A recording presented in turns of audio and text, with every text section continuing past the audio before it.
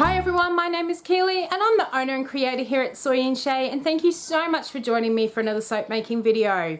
Now on our trip into this gemstone crystal wholesaler that hubby and I went to, I came across a stone that I had never seen before, and it was called Dragon Blood Jasper, and I knew that I wanted to get it.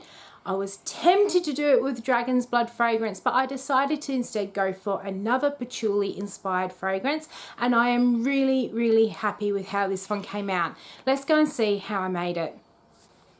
Alright, so let's do this soap. I am soaping at room temperature as usual. We're going to get our sodium hydroxide and distilled water solution into our oils and then mix to emulsion, and then I've got a few colors to split this out to.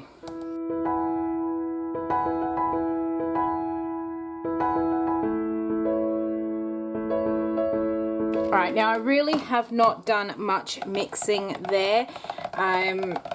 The fragrance oil that I am working with today is called White Patchouli, and I'm hoping that it is not going to be as naughty as what Dragon's Blood actually is, but I really wanted a Dragon's Blood sort of fragrance to go with today's gemstone. So I'm going to try and keep this as fluid as I possibly can, and we'll do a lot of hand stirring here. What I'm going to do is split it up for my colors. In here I have some elusive mica with a little bit of activated charcoal just to darken it up. I have some really red mica from Nurture Soap, and again with some of that activated charcoal, again just to darken that one up. I'm also going to pour off some into this jug which has some titanium dioxide. Don't want too much of that one in there. Into my big bucket. I've just realised I have got no gloves on. Let me pop them on. Alright, that is much better. So into my big pot here, I'm going to put in some Olive Grove mica. That is the last of that I've got. I'm wanting this to come up quite dark, so I'm also going to pop in a little bit of this elusive mica as well, just to boost that a bit. If it doesn't come up quite the green that I want, I do have a little bit of chartreuse on standby as well. But for now, let's get these colours mixed and see if I get the right sort of shade that I'm after, and that is looking pretty good actually. I'm after a bit of a sort of moss coloured green that goes with the stones that we've got here. So let me get this colour mixed in, and then we will pour the fragrance in and keep our fingers and toes crossed that it plays nicely.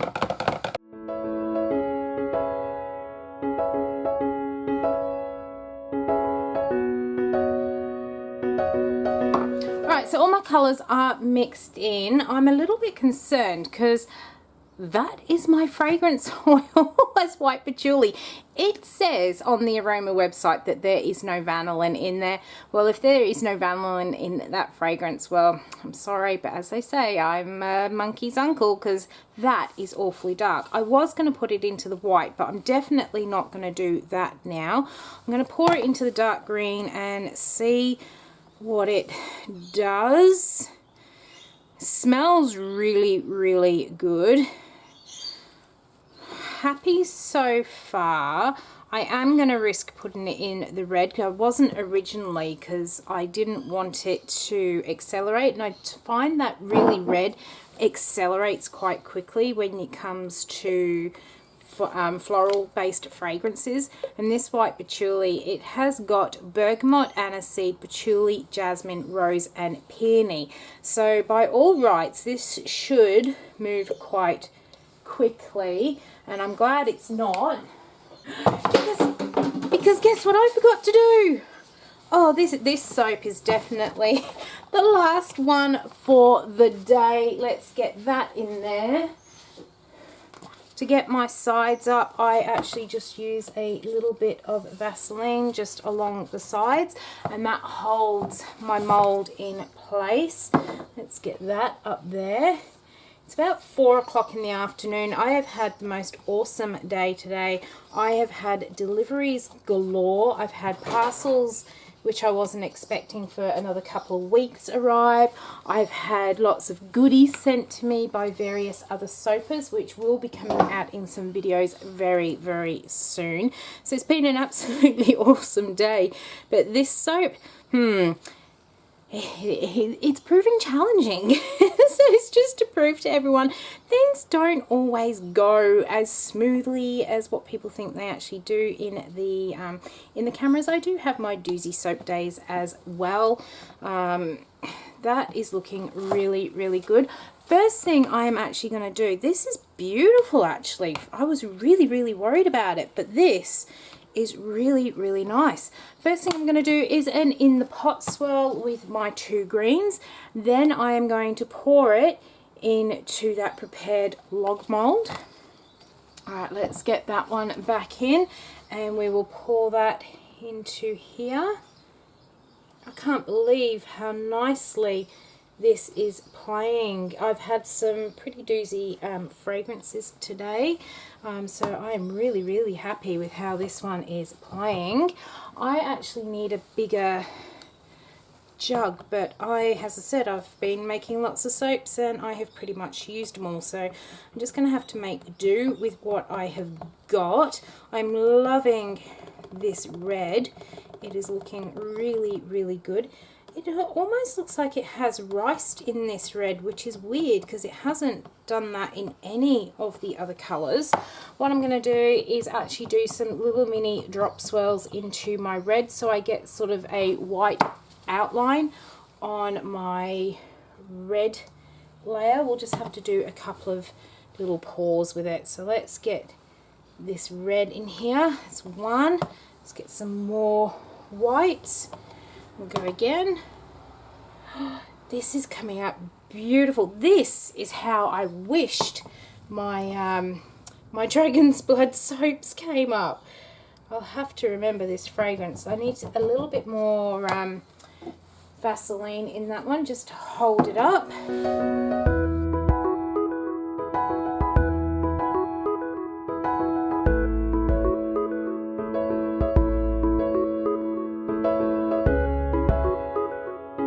Alright, I'm going to get myself cleaned up here and then we are going to come back and we are going to put our little Dragon Blood gemstones onto the top of this one. Okay, so we are ready to put our Dragon Blood stone on these. When I saw these, I had absolutely no idea that they actually existed. And when I saw them in this shop that we went to, I knew I had to do a soap with these gemstones on. They are just absolutely amazing.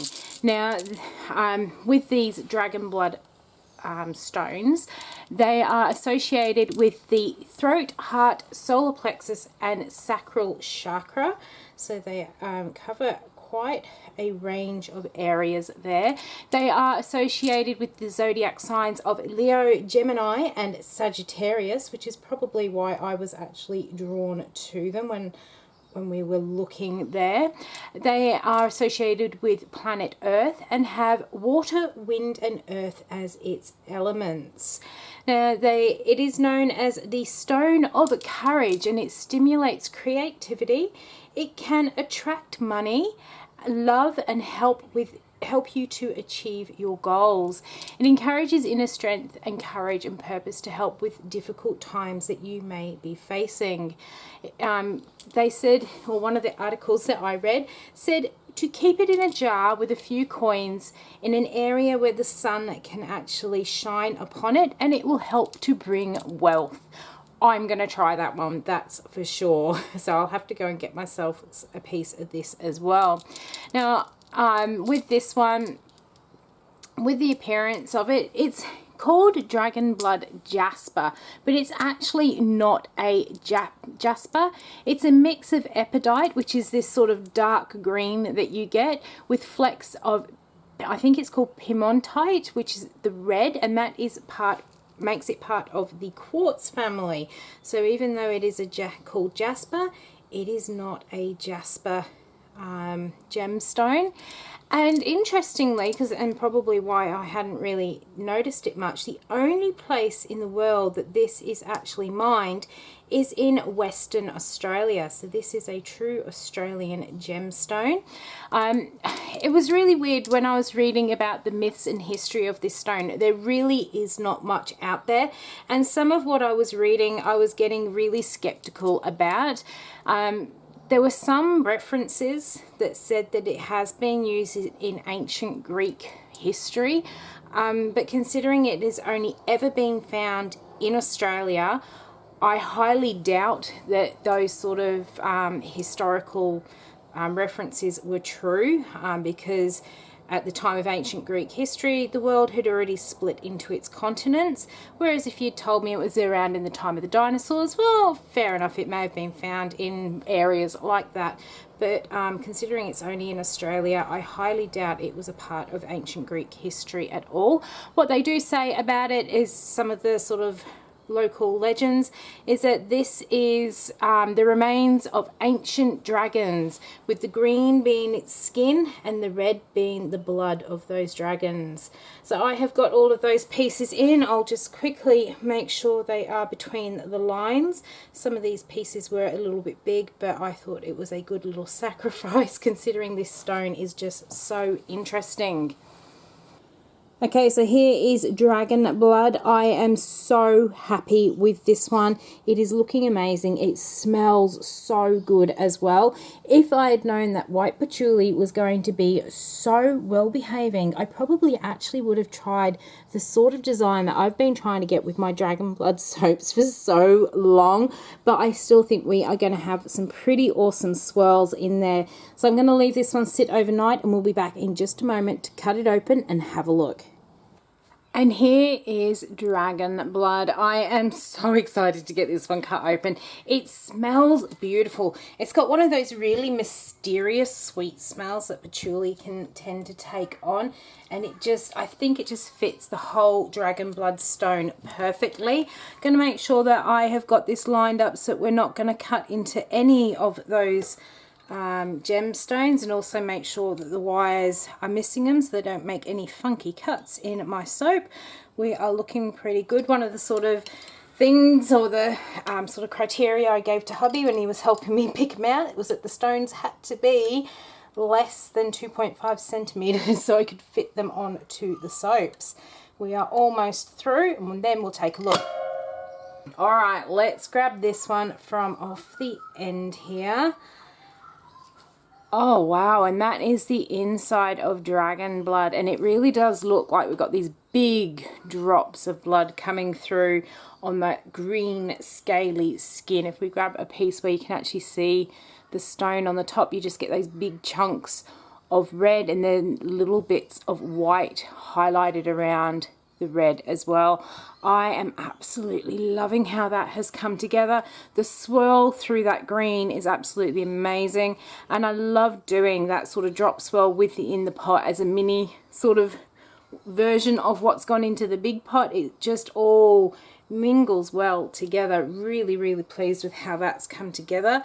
Let's grab the next couple. Really love the tops of these as well. So nice and swirly. And there are some more big drops. It just really fits in with how the little red bits go through that dragon bloodstone on the top there. Love that curly whirly shape in there. Looks really kind of mystical. You know, that sort of smokiness that you associate with dragons. Absolutely love this bar of soap. Definitely going to have to give this white patchouli another go as well, because it has behaved so beautifully. I may see if I can get some more in when the supplies are fully stocked back up again, and see if we can do ones with some floral piping. Love how this is all swirled. Really fine, delicate swirls in there, almost like tree rings. It is just absolutely stunning. I am so pleased with this one. So I'm going to go and get this one onto the curing rack where it will stay for the next couple of weeks, and then this is going to be part of the August release of the Gemstone soaps that we are doing. If you follow along with me on Instagram, you will see when they are ready on and live up on the website. So I hope you have enjoyed watching how I made the dragon blood soap. If you did, why not leave me a thumbs up and any comments down below. And until the next video comes out, I hope you have a great one, and I'll see you then. Bye.